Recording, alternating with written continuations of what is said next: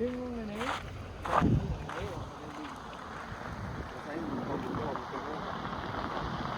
ขอทำการรับน้ำหนักได้หลายป่ะสบายดีจัดเดียว ซอยลงเป็ดมีเดินลงหันบ่ทรายเดียวกันบ่พี่มาเข้าพี่ ขี่เขาไปจอดในพี่สบายดีจัดพี่ดอกสบายดีสุขุสุขคนนะคะ สวัสดียังอยู่บ้านอัมมาลา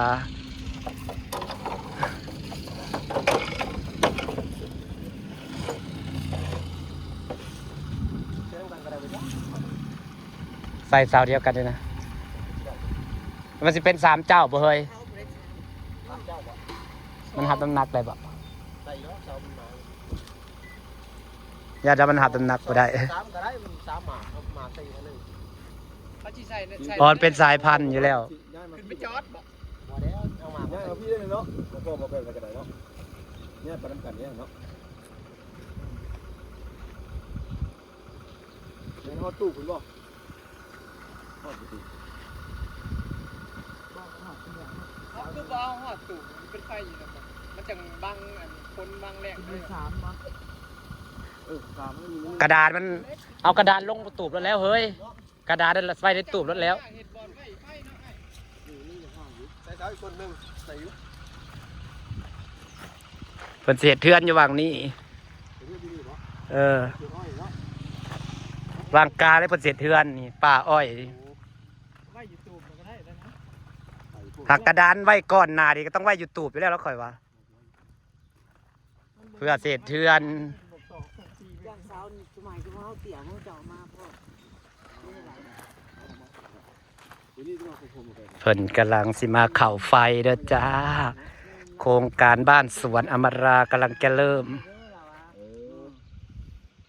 ต้นหนึ่งใส่น้ำเขาหมดหรือว่าเอาต้นหนึ่งกระถางก็หากรถแยกมาต้อง3 ต้นพอดีต้นไปห่อนั่นกับพอดีดึงเขาเงินของมาไปพัน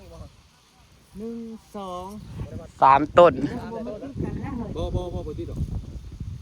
ต้นหนึ่งอยู่ใกล้ๆกันแต่ว่าต้นหนึ่งคือวางนี่นะแม่ๆต้นนึงมาไว้นี่ครับต้นหนึ่งไปหันแต่ไม่ซื้อกระตุกย่องก็ได้ตัวเราไม่สีห่างนะกันเอาไปทีเนาะไปยัยขายมาบอกเขาเด้อเฮ็ดอะไรเฮ็ดเองบ่เราเสียใส่มาน้ำหมดนี่พวกมาแป๊บเอารักอะไรอีกของเขาสิใส่เองบ่ล่ะเราอยากใส่รักเองก็ให้เราฟังก็ได้นะหันนะหรือเราโอ้รักต่อจากอมราได้บ่เราว่าเราต้องได้รัก1เนาะ1 2มันต้องได้ใส่รักไป2หัวจังหน่อยแล้วก็สิ2พุ่นแล้วเดียวก็ได้บ่1 2เดี๋ยวว่าพอมาล่ามาฮอดตัวนี้จะได้มันสิรวมกันโซนก็ให้เราต้องเกี่ยวก็ได้เอาพอนี้ก็ได้เอามาล่าเราสิเอาฮอดตัวนี้เราสิได้ใส่2รัก2ได้กันเดียวเดี๋ยวมันห่างเลย1 2รักนะต้นยังต้นหมกไฟบ่มังคุดต้นมังคุดต้นมังคุดนี่แหละให้เราเอา2 ต้นเจ้า2 ต้นแม่นความล่างนะไปน้ำกันนี่ว่าใหญ่เอาของเฮาด้วยค่ะเอาไซส์ใหญ่ด้วยแต่เป็นแบบไซส์ใหญ่เลย ทำนี้เนาะเอาเงินไซส์ใหญ่จากของเฮานี่เอาทำนี้เอาของเฮานี่35นี่แหละพอดีได้ซ้ำนี่แหละเดี๋ยวสิได้เปลี่ยนคือคอยเรียบัดเดียวรวดเป็นไซส์ใหญ่เลยแล้วบ่เอาฮอดตู้เอาฮอดตู้แล้วบ่มาล่ะเอาใส่ตู้ไว้แล้วก็ได้ไปแล้วกระดาษมันต้องได้ใส่ตู้ไว้สำรองไว้ก่อนอยู่แล้วมันจังบ่ยากในกระปุกเดียวนี่เฮาไล่มันถึงนะตอนนั้นใหม่อยู่ตรงนี้เจ้าเข่าไฟเพื่อจะใส่เสา2 เสาเฮ้ยลูกมึงบ่เฮ้ยเสียเบิ่งว่าสิเบิดจักบาท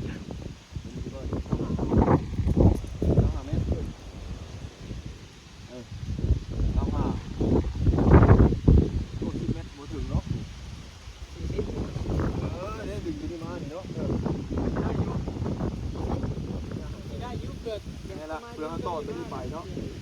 เรื่องต่อมันว่าพี่นิด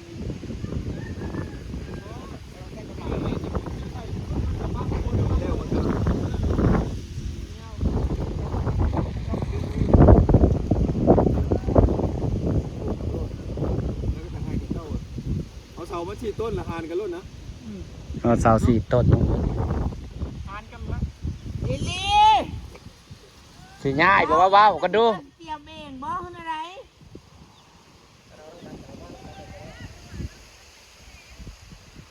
เอาเปิดสั่งแล้วผมเปลี่ยนให้จะได้เนี่ย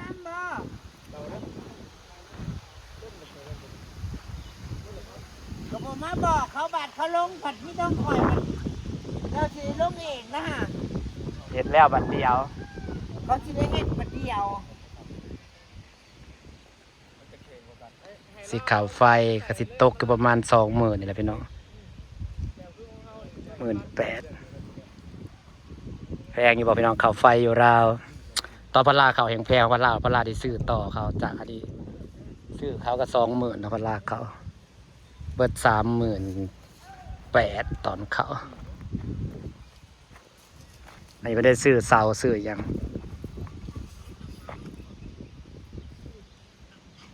ดีแล้วเราใส่ โอ้รถแก่ตู้เนาะมื้อนั้น แต่เงิน อยู่ไกลมันเห็นอยู่มันก็บ่คาแล้วมันก็หูความกับคนนั่นแหละคันเอิ้นไกลๆมันก็คาแล้ว เขาเจ้าน่ะเจ้าสิใส่เองบ่เลยให้เรามาใส่นี่เลย แต่เงินเลย มาแล้วพี่น้องมาแล้ว เพราะว่าเปลือกเป็นของเจ้ามันต้องได้ใส่2ลัก2เสา 2เสากับเสาหนึ่งกับจักบาทเลย เราเอาต้นละพันขนาดเรามาใส่ หรือว่าสิใส่เอง ใส่เองบ่ เนี่ยก็บ่ มีเงินมาใส่เองก็ใส่เองนะเนาะ เนาะว่าจัดหยังอยู่ว่าสิเอาแนวใดว่าสิเอาให้ใส่เขามาให้ ใส่เองขนาดแล้วก็บอกเขาใส่เอง ก็สิย้ายสายไฟมาทางนี้ให้มันไล่ไปพี่บ่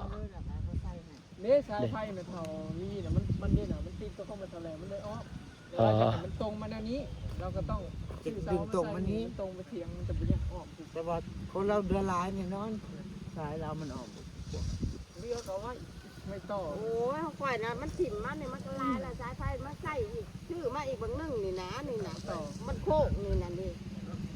นอกถึงมันโค้งมานี้นี่ชื่อมาใส่ไหมแบบนี้มันบ่ถึงตัวกันนำมาใส่หมองนี่นะมานี่นะมันสิเหลือลายอยู่เขาอ่ะ ต้นอะไรเอ่ยหน้าบ่เคยมาซุปโอบ่เฮ้ย สุโขมันต้องอยู่ในไก่หน้าเลย ระ นะ ดับกีฬาซื้อเสากีฬาตามต้น ที่การลงคนละ2ต้นเอามันน่ะต้นละ1,000 บาท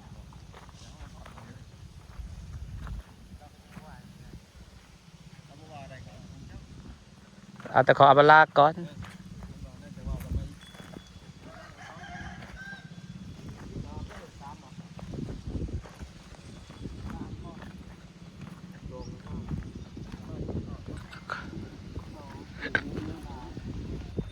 ดินเฮือนน่ะพอดีงามเลยพี่น้องบอกกว้างแล้วก็บอกแคบพอดีงามเลยนะความกว้าง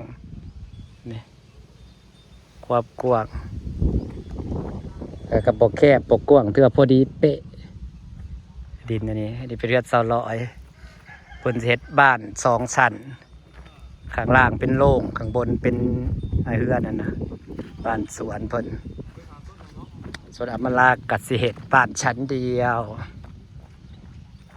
นะกำลังเริ่มลงมือเริ่มเข่าไฟเริ่มเอาตูบมาลงแล้วจ้าอีกสักพักก็จะได้เห็นเฮือนอมราแล้วจ้าจะออกมาเป็นหมุดใดทรงใดนางเห็ดจีแล้วจ้าตอนนี้กำลังเริ่ม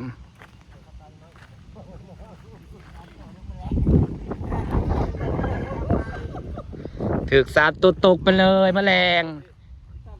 เลขลาวคุณแม่ฝันเนาะ3007เนาะ ต้นนึงเนาะ 3007 ใส่4-500ลื่นกัน4-500นึงอย่ามันน่ะลื่น4-500เอาก็ได้ใส่ก็ ก็คือว่าอยากดึงไซส์ใหญ่ลงเลยนี่เงี้ยกันก็เปลี่ยนใหม่อีกแล้ว นั่นแล้วเดี๋ยวเอาใส่เลย เออเจ้าก็เอาใส่ให้เลย เปลี่ยนใหม่แล้ว เจ้าบัวจะติดแหน่ะ ใส่ใหญ่ไปรถแล้วบัดเดียวได้เปลี่ยนคือเก่าของข่อยยังได้เปลี่ยนของข่อยยังได้เปลี่ยนเบิดเงิน10,000 กว่าบาทปุ๊ย้อนสายไฟดีแหละ มีไฟแล้วก็สะดวกสบายบัดนี้ เข้าตูบแล้วเจ้าก็มีบอลนางเล่นมีไฟ เข้าตูบรถเนาะก็ง่าย กัดเสียเงินซื้อสายไฟ400 เท่าไรก็เลย เจ้าก็มาเตรียมพร้อมแล้ว เท่าไรครับว่า คุ้มแล้วก็ ซ้ำกับของเฮา10,000 13,000 หินไว้ท่า พอทั้งเบิดเลย ค่าไฟ ลงนั่น ค่าเขาไฟได้13,000 แต่ว่าบวก เขาตอนนั้น ค่าสายไฟกับปีได้มันยาวไปฮอดตุกก็400 บาท บวกไปอีก3เมตรแล้วก็ค่าเสาเข้ามา3ต้น สะเว้าดิสะเว้าดิเขาไฟถือได้ 17,000 เพื่อนเอื้อเดี๋ยวพอเขาไพ่ได้16,000 ไฟอันนี้30 แต่เขาขายถูกเพราะถึงว่าเขาไฟจะถือได้ แต่ของข่อยมันก็ยังแพง ของข่อยจะซอกค่าข่าวนะ16,000ผู้ใด แห้งกว่าเฮานี่ใส่ เท่าใดทั้งเบิดนะ 20,000ว่าออกไปก็ซ้ำกันแล้ว รวมเป็นเสร็จตั้งค่าหมอนค่ายังเบิดเท่าไหร่เฮ้ยเท่าใด20,000กว่ารวมค่าแล้วทั้งเบิดละ17 ซ้ำกันกับของเฮา ของเฮากับมาลาน่ะซ้ำกันเขาเอาขาเข่าซ้ำกันเฮาเอากับเราน่ะ รวม2รวม3แล้วละ17รวมแล้วเป็น7เบิด ขาเข่ากับ13,000ซ้ำกัน อ๋อ แต่ว่าขาเสาไฟเขาดิเขาขาสายไฟสายใหญ่เขาซื้อ เล็กตัวเส้นใหญ่นี่มันเท่าไหร่วะเซาเคยซื้อนะ เรื่องนะ 8จักร้อยวะ700หรือ800อย่าเล็กเส้นนี่นะ เขาซื้อมา800 800เนาะ ตัวเสากลม600 อีกอย่างเข้าประตูเดียวนะจะไปเอาเล็กมาเชื่อมมาเฮ็ด ให้เขาเฮ็ดเฮาแล้วเรียบร้อยดีแล้วเขาฮู้อีกว่าเขาสิวางตรงใดเฮาน่ะท่าจ่ายเงินก็พอ มันก็ต่างกันบ่หลายดอก เขาเอามาเฮ็ดเองเด้อ หาละพังเขา เฮ็ดเองแล้วเท่าไหร่ตัวเฮ็ดเองนะ เสาเขาซื้อเสาละ800 นี่อันเด็ดเซาก็800 เขา เลย กำไร200ต่อเสา ก็จ้างเขาแหละขาปูนขาปีนอีกค่ะเด้ ขาปูนอีกเด้ ถูกแล้วพอเล็กนี่มันเสร็จละ800อยู่แล้ว นั่นน่ะพันเดียวนะเจ้าเดียวนะ เขาเอาซ้ำกันพี่น้องของบอยกับ13,000เขาก็เอาซ้ำของบอยแหละว่ากับ แม่นแต่มันมีค่าส่วนต่างค่าเลยเสาค่าอีซื่อ ขาเสาขาสายไฟเขากว่ามันเหมือนใช้ ๆดีแล้วบอกว่าเอาสายไฟสายใหญ่ตั้งแต่แรกนะ ตื่มเงิน บ่แล้วมันได้เปลี่ยน ตื่ม แล้วได้เปลี่ยนละเม็ดละผู้คือฉันน่ะเบิดเงิน10,000โอ้ยเสียดายเงิน ค่ายูนี่เขาบ่ได้ไหลเป็นเม็ดละได้นี่ก็ เขาไล่รวมแล้วรถเนาะ เขาไหลร่วมแล้วของเฮาน่ะเขาไหลเป็นเม็ดละเด้เพราะว่ามาบอกเขาน้ำลัง เห็นบ่บอกดังๆแล้วเขาไล่เห็นบ่ บ่พอมือเขามาใส่ บอกว่าเดี๋ยวนี้แหละคือเขาเว้ากันแล้วบอกว่าเดี๋ยวนี้แหละแล้วเลย แต่แรกเลย มาบอกน้ำลังแล้วเขาไล่เป็นเม็ดละ แล้วเขาจังบอกเอามาละว่าเขาขาดเด้แล้วก็สิเอาบ่แพง แม่นเห็นเด้อถูกแล้วข่าวสายใหญ่รถไฟเฮาแฮง ก็บ่ต้องเปลี่ยนหูดาว มันแล้วถาวรเลยเด้แล้วได้เปลี่ยนเขาแล้วบ่ฮู้เนาะมีบ่ได้เฮ็ดก่อนมีบ่ได้มีประสบการณ์ก่อนมาบอกกันก็ดีเด้อเฮ้ยผู้มันผู้น้ำลังกันเฮ็ดแล้วบัดเดียวแม่นบ่เสียเปรียบ ก็หูเลยได้ว่าราคาเท่าใด แม่นแรกๆเขาอีหยังก็บ่ฮู้นะอีหยังก็ยอมเสียเขาเลยเสียหัวให้เขาฝากบรรยากาศไว้ซั่นนี่เด้อจ้าพี่น้องจ้า